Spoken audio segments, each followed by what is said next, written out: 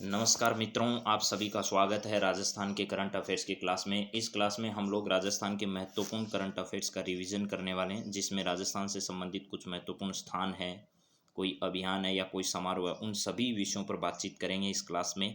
तो descriptive class है, यानी ऑब्जेक्टिव प्रश्न नहीं है। तो विस्तार से पढ़ी हुई बातें ही याद रहेगी परीक्षा में, अकेले ऑब्जेक्टिव सवाल आपके काम नहीं आएंगे मेरे मित्रों।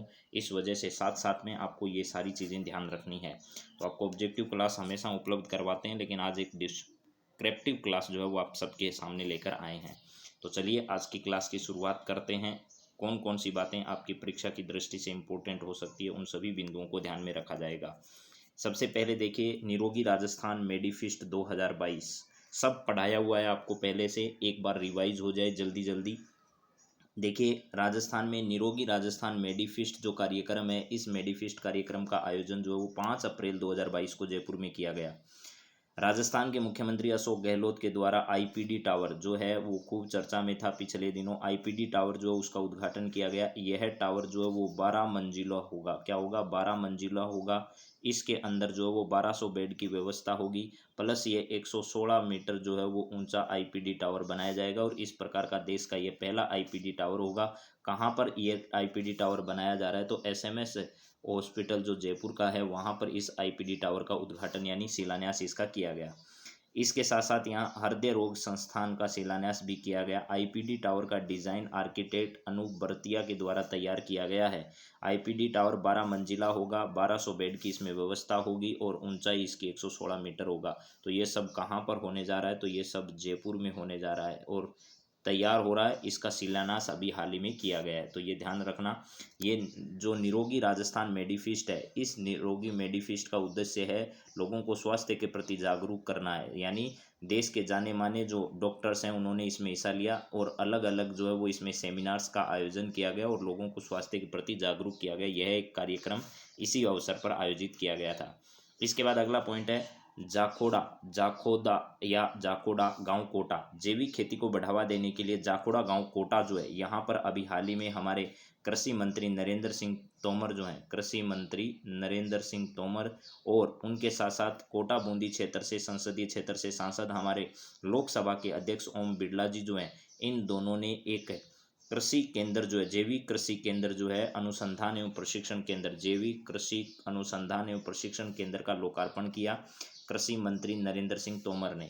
लोकसभा अध्यक्ष ओम बिरला भी इस समय थे, और यह कार्यक्रम 2 अप्रैल 2022 को क्या किया गया? आयोजित किया गया। यहाँ क्या है? जाखोड़ा गांव कौन सा है? जाखोड़ा गांव कहाँ पर है? तो कोटा में। जाखोड़ा गांव कोटा में श्री राम शांताय जैविक कृषि अनुसंधान प्रशिक्षण केंद्र का जो शिलान्यास या लोकार्पण जो है वो कहाँ पर किया गया? तो कोटा में किया गया। जाखोड़ा गांव कहाँ पर है? कोटा में है। चलिए, इसके बाद देखिए अगला सवाल क्या है। और अभी ध्यान रखना, राजस्थान में कृषि मंत्री जो हैं उन्होंने अभी हाल ही में जो है वो आपको पता होगा, एक जैविक अनुसंधान केंद्र जो है उसके रूप में जैविक संस्था का उद्घाटन भी कहाँ पर किया है? उत्पाद केंद्र है, उसका उद्घाटन भी राजस्थान के जयपुर में अभी हाल ही में किया है। इसके बाद है राष्ट्रीय जल पुरस्कार 2022। राष्ट्रीय जल पुरस्कार 2022 जो है वो कृषि जल शक्ति मंत्रालय के द्वारा यह पुरस्कार प्रदान किया जाता है। मार्च 2022 में प्रदान किया गया, और तीसरे राष्ट्रीय जल पुरस्कार की में राजस्थान जो है वो दूसरा पुरस्कार राजस्थान ने प्राप्त किया है, दूसरा पुरस्कार प्राप्त किया है। पहला राष्ट्रीय जल पुरस्कार 2018 में शुरू किया गया था, और इस वर्ष जो है वो पहला उत्तर प्रदेश को, दूसरा राजस्थान को, और तीसरा जो है वो तमिलनाडु को प्रदान किया गया। तो राष्ट्रीय जल पुरस्कार 2022 किस किस को प्रदान किए गए? तो राष्ट्रीय जल पुरस्कार, पहला पुरस्कार उत्तर प्रदेश को, दूसरा राजस्थान को, और तीसरा तमिलनाडु को प्रदान किया गया। इसके बाद अगला देखिएगा पॉइंट आपके सामने है, जैसलमेर और बीकानेर में 1800 मेगावाट जो है, 1800 मेगावाट क्षमता के क्या किए जा रहे हैं? सोलर पार्क यहाँ पर विकसित किए जा रहे हैं मेरे मित्रों। अलग से आपके लिए सौर ऊर्जा, पवन ऊर्जा, इन सब से संबंधित मैं क्लास अलग से भी रखने वाला हूँ, लेकिन अभी इसमें देखिए 1800 मेगावाट के 2 सोलर पार्क विकसित किए जाएंगे। कहाँ पर? एक तो जैसलमेर में विकसित किया जाएगा और बीकानेर में।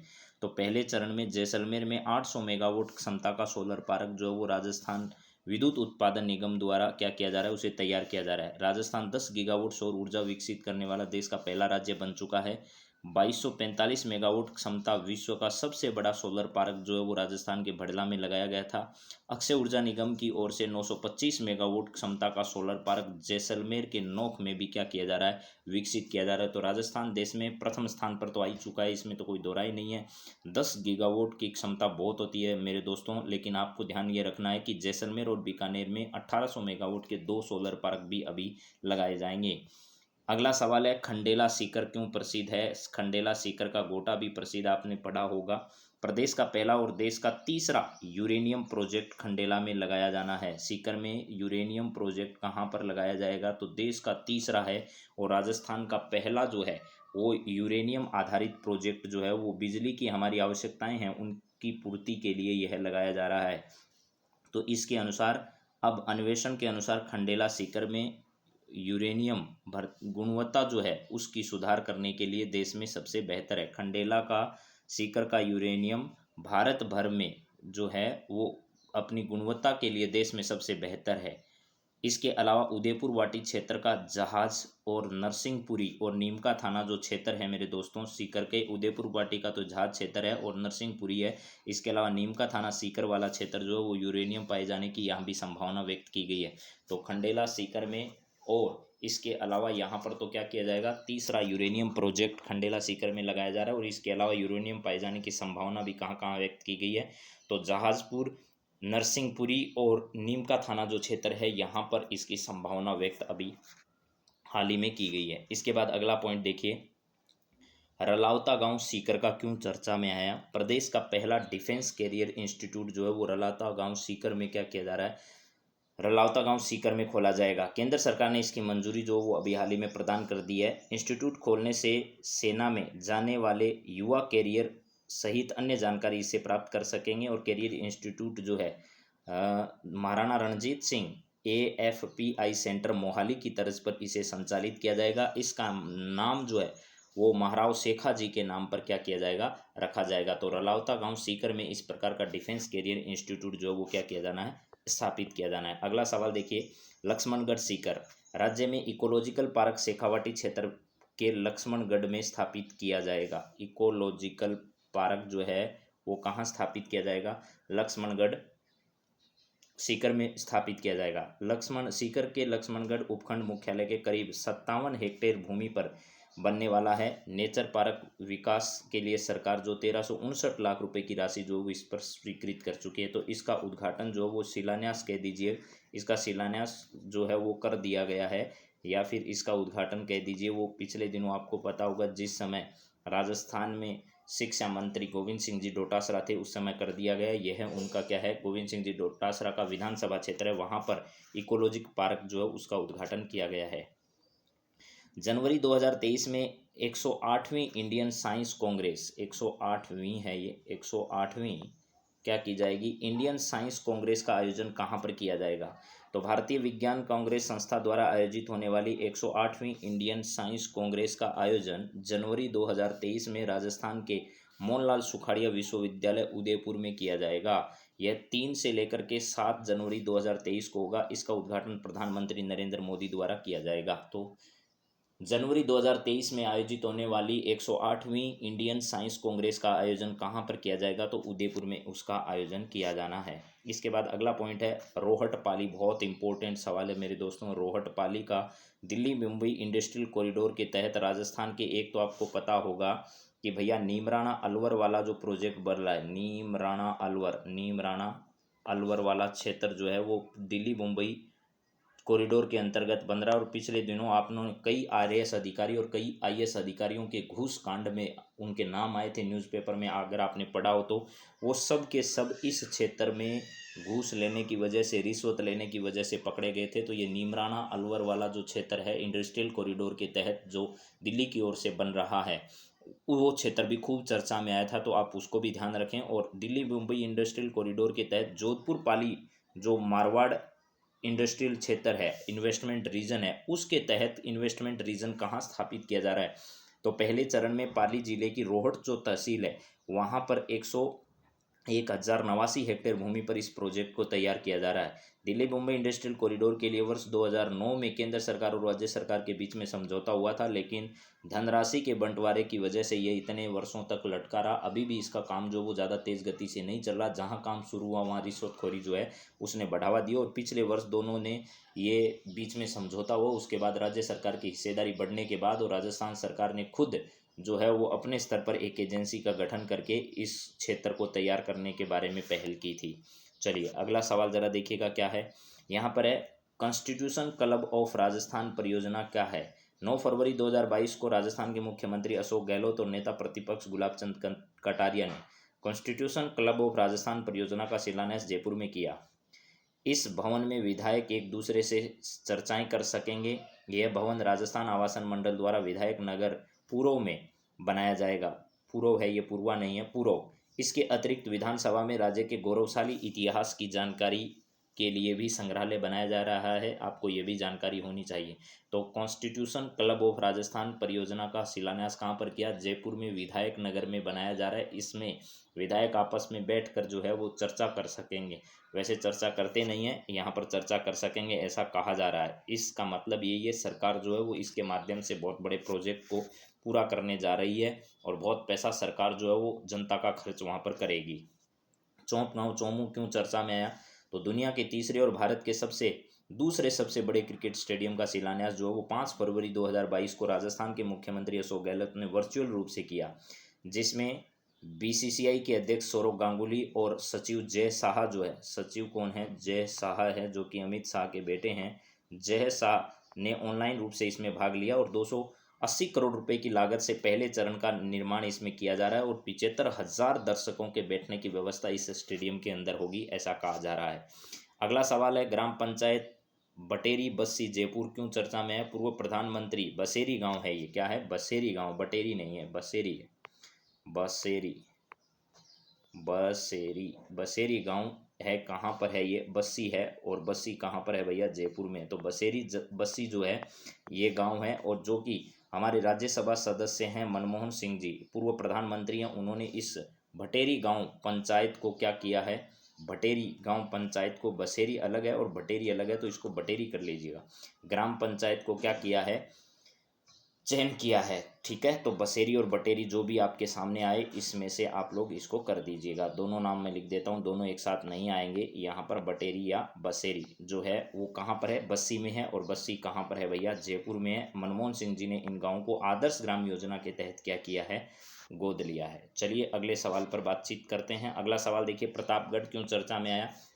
28 जनवरी 2022 को केंद्र सरकार की पीएम वाणी योजना का शुभारंभ राजस्थान में प्रतापगढ़ जिले में किया गया, और वाईफाई सुविधा जो वो निःशुल्क उपलब्ध करवाने के लिए, निःशुल्क इंटरनेट उपलब्ध करवाने के लिए ये पीएम वाणी योजना शुरू की गई। पीएम वाणी का पूरा नाम है प्रधानमंत्री वाईफाई एक्सेस इंटरफेस है। प्रधानमंत्री वाईफाई जो है एक्सेस इंटरफेस है, प्रधानमंत्री वाईफाई एक्सेस इंटरफेस इसका क्या है? पूरा नाम है। चलिए इसके बाद आगे बात करते हैं। दानपुर बांसवाड़ा, राज्य का पहला ultra thermal power plant Banswara जिले के दानपुर में स्थापित किया जाएगा। इसकी क्षमता 2400 मेगावाट की होगी। इसमें 3 यूनिट स्थापित की जा रही है। प्रत्येक यूनिट की क्षमता लगभग 800 मेगावाट की है। प्रत्येक यूनिट की क्षमता कितनी है? लगभग 800 मेगावाट की प्रत्येक यूनिट की। और ऐसी कितनी यूनिट लगाई जाएगी? 3 यूनिट यहाँ पर लगाई जाएगी। दानपुर कहाँ पर है? बांसवाड़ा में है। इसके बाद देखिए, सब क्रिटिकल 3 प्रकार के प्लांट हमारे राजस्थान में अब हो जाएंगे। सब क्रिटिकल है, सुपर क्रिटिकल है, और इसके अलावा अब अल्ट्रा सुपर क्रिटिकल हो। इन तीनों में क्या डिफरेंस है, ज़रा सुनिए। राज्य में सबसे ज़्यादा सब क्रिटिकल थर्मल पावर प्लांट है। इसमें 1 यूनिट बिजली उत्पादन में 600 ग्राम कोयले का इस्तेमाल किया जाता है। और सुपर क्रिटिकल में 4 यूनिट राजस्थान में है, और 1 यूनिट बिजली उत्पादन के लिए 500 ग्राम कोयले का इस्तेमाल। इसमें 600 ग्राम कोयले का इस्तेमाल होता है, और इसमें 500 ग्राम कोयले का इस्तेमाल होता है। अब जो अल्ट्रा सुपर क्रिटिकल बनने वाली है, उसमें दानपुर में लगने वाला ये प्रदेश का पहला अत्याधुनिक प्लांट होगा, जिसमें 450 ग्राम कोयले से 1 यूनिट बिजली का क्या किया जाएगा? उत्पादन किया जाएगा। यानी एक बिजली के उत्पादन के लिए कोयले की मात्रा धीरे धीरे कम होती जाती है, जैसे जैसे जो है वो प्लांट की क्षमता बढ़ती है। जैसे सब क्रिटिकल है, सुपर क्रिटिकल है, और अल्ट्रा सुपर क्रिटिकल है। तो एक में 600 ग्राम से 1 यूनिट, एक में 500 ग्राम से 1 यूनिट, अब 450 ग्राम कोयले में ही हमें 1 यूनिट बिजली का उत्पादन हो पाएगा। यह ultra super critical plant Rajasthan के दानपुर में यानी बांसवाड़ा जिले के दानपुर में अभी तैयार होने वाला है। अभी राजस्थान में कोटा और सूरतगढ़ के थर्मल पावर प्लांट जो हमारे लगे हुए हैं, तो कोटा थर्मल पावर प्लांट जो है उसमें आपको पता होगा मेरे मित्रों 1240 मेगावाट जो है इसकी 7 यूनिट है, जिसमें से 640 मेगावाट की 3 यूनिट की लाइफ जो है वो इसी वर्ष समाप्त हो जाएगी। सूरतगढ़ सब क्रिटिकल पावर प्लांट की 3 यूनिट जो है वो 2024 और 25 में वो रिटायर हो जाएगी। इसलिए नए थर्मल पावर प्लांट की आवश्यकता राजस्थान को है, और नए थर्मल पावर प्लांट जो अभी अल्ट्रा बन रहा है दानपुर बांसवाड़ा में, उसको बनने में लगभग 4 वर्ष का समय लगेगा। राजस्थान 10,000 मेगावाट का प्लांट जो है वो क्षमता जो है वो लगा चुका है। 2025 तक राजस्थान 30,000 मेगावाट जो है उत्पादन क्षमता को प्राप्त करने का लक्ष्य राजस्थान का है। इसके बाद देखिए नेक्स्ट पॉइंट है सांचू पोस्ट बीकानेर। सांचू पोस्ट बीकानेर में मेरे दोस्तों 21 फरवरी 2022 को भारत पाकिस्तान सीमा पर स्थित बीएसएफ पोस्ट सांचू को तनोट माता की तर्ज पर पर्यटन के हिसाब से विकसित करने के उद्देश्य से सांचू माता मंदिर का लोकार्पण और मूर्ति प्राण प्रतिष्ठा केंद्रीय मंत्री जो है वो कैलाश चौधरी ने किया। केंद्रीय कृषि मंत्री कैलाश चौधरी ने सांचू माता मंदिर का लोकार्पण कहाँ पर किया, तो सांचू पोस्ट बीकानेर में किया। यह भी तनोट माता की तरह बीएसएफ के जवानों की यहाँ पर पूजा अर्चना की जाएगी और उसी तरह पर्यटन को बढ़ावा देना इसका उद्देश्य है। अगला है संविधान पार्क। 26 जनवरी 2022 को राजस्थान के राज्यपाल कलराज मिश्र और मुख्यमंत्री अशोक गहलोत ने विधानसभा अध्यक्ष डॉक्टर सीपी जोशी ने राजभवन जयपुर में, कहाँ पर, राजभवन जयपुर में संविधान पार्क का शिलान्यास किया। संविधान पार्क का मानचित्र आर्किटेक्ट अनूप बरतिया द्वारा क्या किया गया है, तैयार किया गया है। चलिए इसके बाद नेक्स्ट पॉइंट है मेरे मित्रों बबलियान वाला की चौकी कहाँ पर है, जैसलमेर में। यह आपको पता होगा शक्ति दर्शन प्रोजेक्ट जो है, कौन सा प्रोजेक्ट है, शक्ति दर्शन प्रोजेक्ट। शक्ति दर्शन प्रोजेक्ट मैंने आपको कई बार पढ़ाया है, हालांकि शक्ति दर्शन प्रोजेक्ट, शक्ति दर्शन प्रोजेक्ट, ये शक्ति दर्शन प्रोजेक्ट जो है प्रोजेक्ट अटारी बॉर्डर की तर्ज पर बीटिंग रिट्रीट सेरेमनी आयोजित करने के लिए शक्ति प्रोजेक्ट के तहत देश की 6वीं बॉर्डर रिट्रीट सेरेमनी शुरू की जा रही है। यह कार्य बीएसएफ के जवानों द्वारा किया जाएगा। इसका उद्देश्य बॉर्डर टूरिज्म को बढ़ावा देना है। नीति आयोग ने इसकी मंजूरी प्रदान कर दी है। इसके अलावा बीकानेर स्थित सांचू और खाजूवाड़ा जो सीमा है वहाँ पर भी इस प्रकार के आयोजन किए जाएंगे। तो बबलियान चौकी तो है जैसलमेर में, सांचू और खाजूवाड़ा कहाँ पर है, बीकानेर में है। यहाँ भी बीटिंग रिट्रीट सेरेमनी का आयोजन किया जाएगा। अब तक 5 जगह इस बीटिंग रिट्रीट सेरेमनी का आयोजन होता था, अब 6ठी जगह जो है वो बबलियान वाला की चौकी जैसलमेर होगी जहां पर इसका आयोजन किया जाएगा। इसके बाद अगला पॉइंट है मेरे दोस्तों national energy conservation award. National energy conservation award जो है वो राजस्थान को केंद्रीय ऊर्जा दक्षता ब्यूरो द्वारा स्टेट परफॉर्मेंस अवार्ड श्रेणी में 14 दिसंबर 2021 को नेशनल एनर्जी कंजर्वेशन अवार्ड के द्वितीय पुरस्कार प्रदान किया गया। राजस्थान में ऊर्जा की बहुत विपुल संभावनाएं हैं और उन संभावनाओं को देखते हुए राजस्थान सरकार ने सौर ऊर्जा नीति 2019, सौर ऊर्जा और पवन ऊर्जा नीति के आधार पर हाइब्रिड ऊर्जा नीति 2019 ये ऊर्जा नीतियां ला करके और इसके साथ साथ सौर ऊर्जा के क्षेत्र में 10 गीगावाट की उत्पादन क्षमता को प्राप्त करके देश भर में प्रथम स्थान हासिल किया है। ऊर्जा की इन्हीं संभावनाओं और उत्पादन को विकसित करने के लिए राजस्थान को केंद्रीय ऊर्जा दक्षता ब्यूरो के द्वारा स्टेट परफॉर्मेंस अवार्ड श्रेणी के अंतर्गत नेशनल एनर्जी कंजर्वेशन अवार्ड जो है वो प्रदान किया गया है। तो ये सवाल आपको समझ में आ गया होगा। अब देखते हैं अगला पॉइंट क्या है।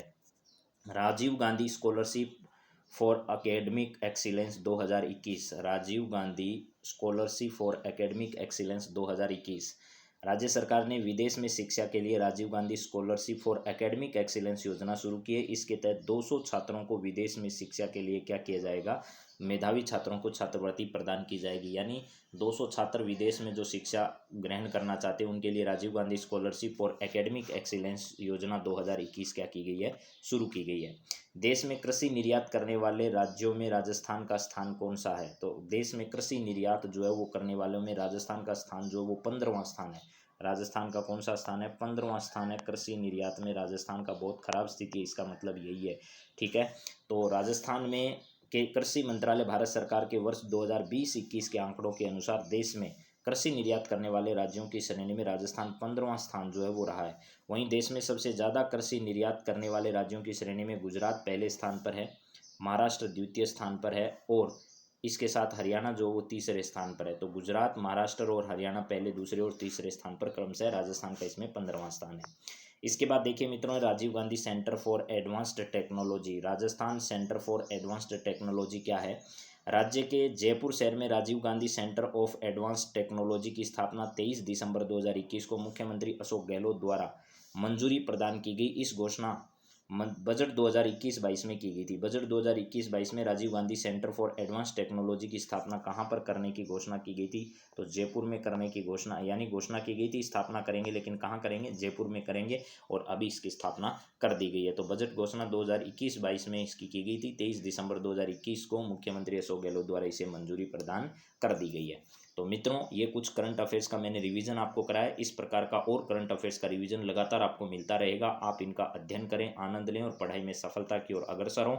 यही हमारा एकमात्र उद्देश्य है। चलिए, जय हिंद, जय भारत।